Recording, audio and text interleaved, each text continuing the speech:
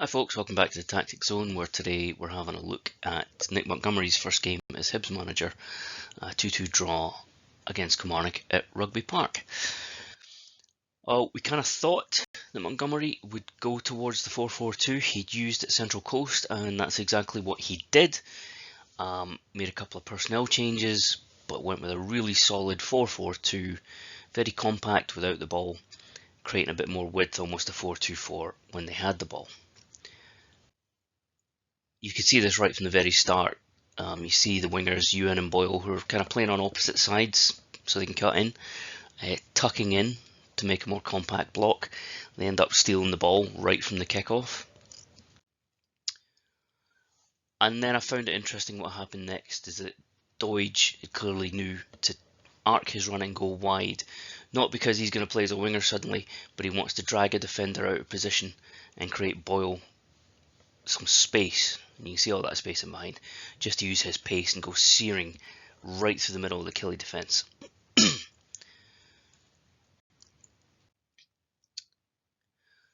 It was something we'd see repeated again and again. Doidge would drift left or drop deep, and Boyle would take the space in behind him.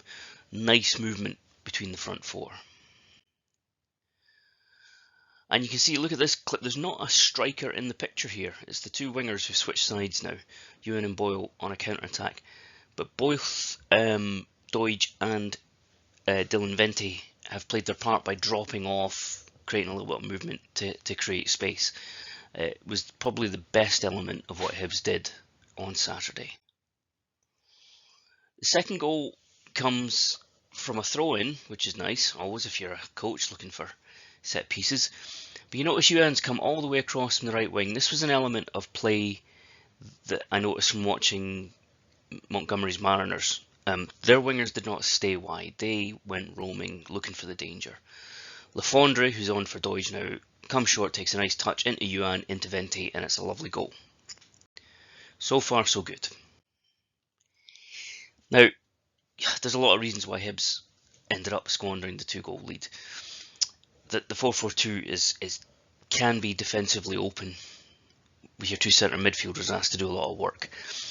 I think for the first Kilmarnock goal, if you look at this picture here, maybe being picky, I think Rocky Bashiri can be 4, maybe 5 steps to his right in this situation. He's been dragged out there initially, but Stevenson's now got the winger covered. Newell's offering support.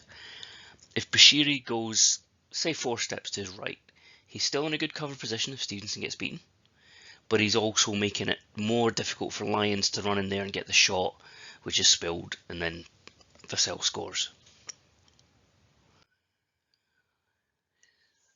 Now we get again this is a sign with the 4-4-2. Sometimes your centre mids can get pushed really deep, almost on top of your back four, and it leaves that dangerous space there. Kennedy got a nice shot away in this instance. He lost the goal from a set piece. I'm not going to go into the details on that. I think everyone has to take a bite of the dirt sandwich when you lose a set piece goal. I think more concerning might be this was late on in the game. It just got really frantic for Hibs. They were kind of getting dragged in different areas of the park, and maybe they just don't have the discipline yet, the positional discipline to play exactly the way Montgomery wants. But they could have been punished here if Dees had taken this chance. Conclusion then, well, Montgomery's made his intent pretty clear. This is how he wants to play. First half in particular, incredibly promising. Going to be really interesting to see what he does with another full week on the training ground.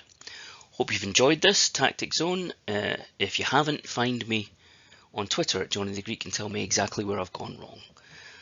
Otherwise, just keep logging on for all your top football coverage.